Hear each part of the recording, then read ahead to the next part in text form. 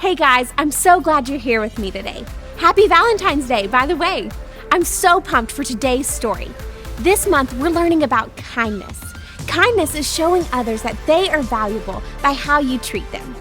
I hope you're ready for some fun. Let's check out today's story.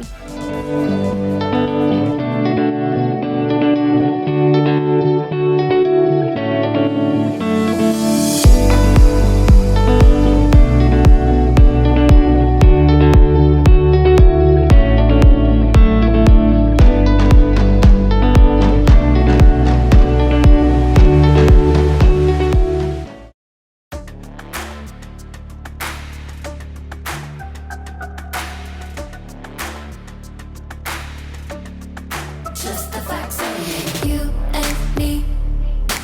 We don't see anything identically. Oh, it's the truth. Me and you, we feel and do differently. But now I think it's time I walk across these lines. You don't look like me, don't act like me, don't even think a thought like me. But you matter to me, definitely. It don't matter, cause you matter. Kindness fits everybody. Everybody wants kindness. Kindness serves everybody. Everybody needs kindness. Kindness fits everybody. Everybody wants kindness. Kindness serves everybody. Everybody needs kindness. Why do we always run and hide? Pick our sides. Say we tried. Irrationally, we scream and shout. Get it out. We keep our doubts indefinitely. But now I think it's time we walk across these lines. You don't look like me, don't act like me, don't even think a thought like me. But you matter to me, definitely. It don't matter, cause you matter. Kindness fits everybody. Everybody wants kindness. Kindness serves everybody. Everybody needs kindness. Kindness fits everybody. Everybody wants kindness. Kindness serves everybody. Everybody needs kindness. The world we want won't happen in our blindness. No, I'll do my part and meet you here with kindness.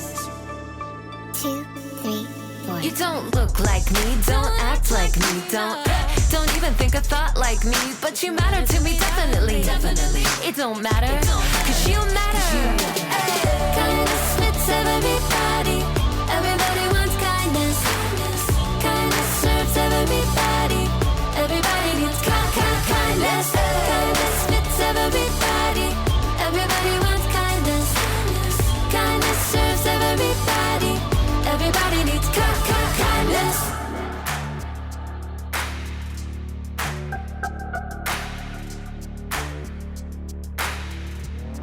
Boom, boom, boom, boom.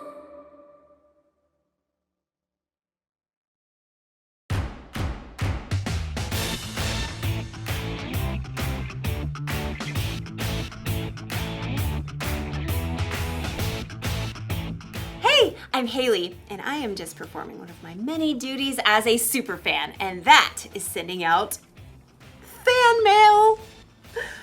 Special delivery! Ooh, see? Ta-da! Ooh, shiny. Yeah. It's important for my favorite people to know that they're my favorite people.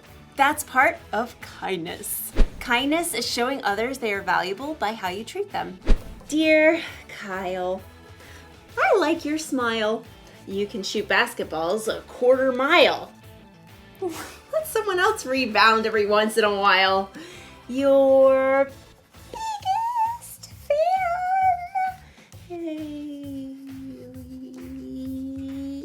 But don't get me wrong.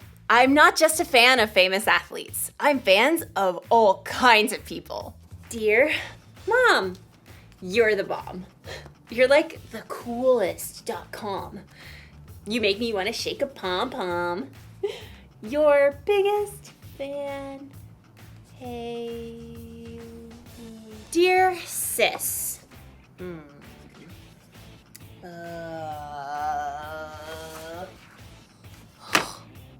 Okay. Well, I'll tell you this. The annoying way you chew is something I don't miss. And your taste in music makes me want to hiss. Your sis. Hey. Did you ever notice that it's harder to be kind to the people that you're closest to? Well, as you'll see in today's story, sometimes the people we're closest to are the people who need our kindness the most. I should probably rewrite this card to my sister. Yeah. See you in a bit. The Bible. It's 66 books of history, stories, letters, and poetry that fit together to form God's one big story. The epic adventure of how He created us and loves us so much that He made a way to rescue us. As we travel through the Bible, from Genesis to Revelation, we discover people who met God and found their lives changed forever. Now, for an amazing story. Inspired by the Book of Ruth. In the land of Moab, there lived a young woman named Ruth. She married a man from Judah and must have dreamed of a large family and many children. We'll name them Zeke and Hannah and... But Ruth's happily ever after ended before it began. Her husband died and his brother too, and that left Ruth alone with her sister-in-law Orpah and her mother-in-law Naomi, whose husband died too. I have nothing left. Naomi had come to live in Moab during a famine in Judah, but she had gotten word that there was plentiful food in her homeland again, so she planned to take a road trip.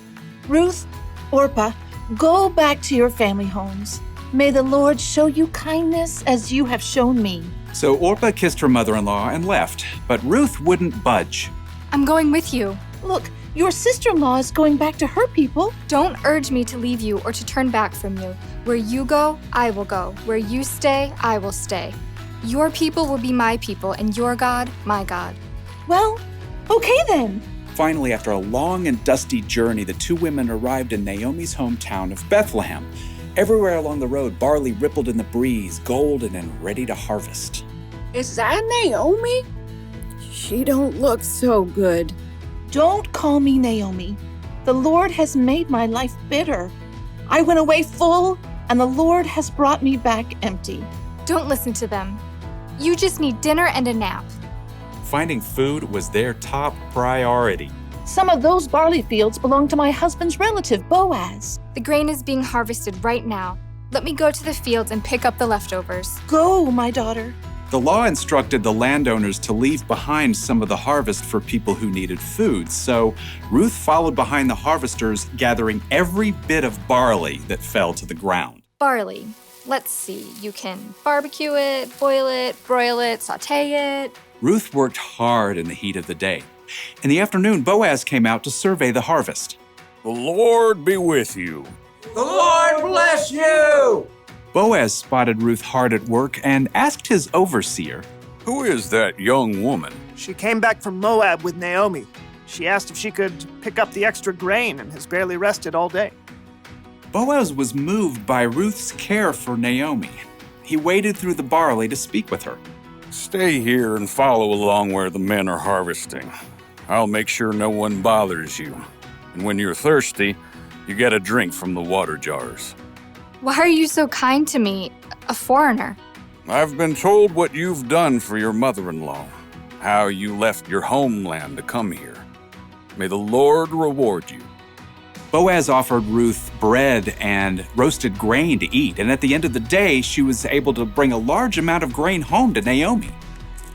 So much food! Ruth continued to work in Boaz's fields until the end of the grain harvest, but even then, life would have been very difficult for two women living alone together. So Naomi laid out a plan for Ruth. I will do whatever you say. At the end of the harvest, the workers threshed the grain to separate the edible kernel from the straw. Then, they held a big celebration. When the meal was over and the lights burned low, Boaz laid down near the pile of grain to sleep. Ruth arrived and approached Boaz just as Naomi had told her to do. She folded the blanket away from his feet and lay down nearby. Who's there? It's me, Ruth. Please give me your protection since you're responsible for our family. Boaz was surprised, but what Ruth had said was true. The Lord bless you. Don't be afraid. I'll do what you ask. Everyone knows you are wise and kind. Even though Boaz agreed to help Ruth, there was a family member who was closer than Boaz. So in the morning, Boaz set out to meet that man and the town elders to settle the matter. I will buy Naomi's land and also marry Ruth, if you will let me. Well, I sure can't purchase Naomi's land and take care of my own land too. So we're good? Go right ahead. Today, you are all my witnesses that I will buy Naomi's land and marry her daughter-in-law, Ruth. As soon as it could be arranged, Boaz and Ruth were married. Naomi came to live with them, and a short time later, Ruth and Boaz had a new baby boy. His name is Obed. Aren't you the sweetest little thing? So through the kindness of Boaz and Ruth, Naomi had a brand new home and a brand new family too. Everyone could see the difference in her face. Praise be to the Lord. He's given you a new lease on life, Naomi. Yeah, that Ruth is better to you than 7 sons. Now, Ruth's story doesn't end there. Her son Obed had a son named Jesse, who had a son named David, King David. And hundreds of years later, a new baby boy was born in Bethlehem who was a descendant of King David, and his name was Jesus.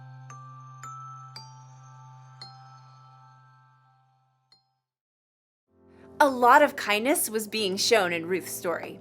Boaz was kind to Ruth, Ruth was kind to Naomi, and through them, God was kind to all of us.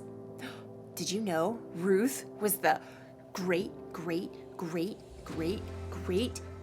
several greats later great grandmother of Jesus?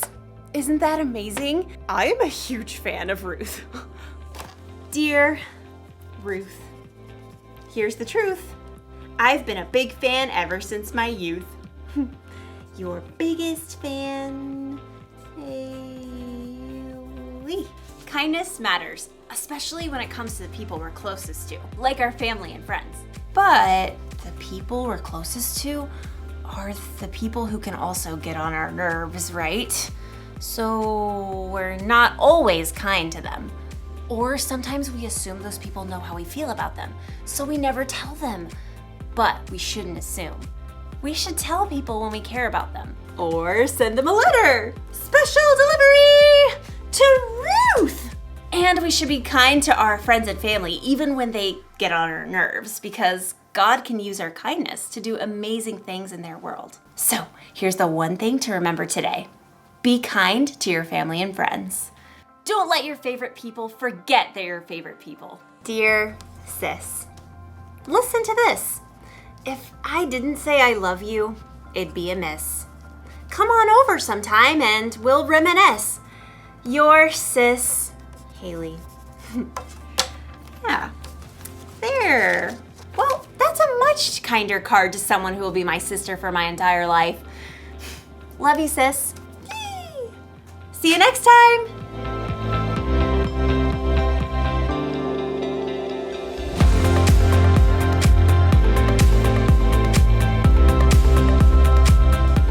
Wow, wasn't it amazing to learn that God can use our kindness to accomplish His plan? Imagine how different this story would have been if Ruth and Boaz hadn't been willing to show kindness. You never know what might happen when you're kind to the people who are closest to you. So don't forget to be kind to your family and friends.